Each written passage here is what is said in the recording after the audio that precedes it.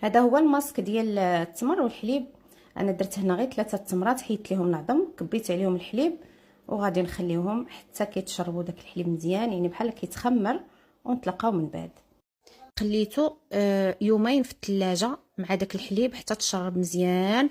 وكما شفتوا ها هو ما بقاش، شوفوا ما بقاش قاصح داك التمر. وعاد انا ما درتش داك التمر اللي هو زعما رطب بزاف.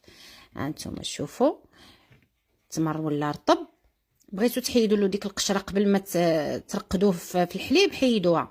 المهم انا كنخليه بقشرته. دابا غادي نمعكوه مزيان وعاد نديروه ماسك.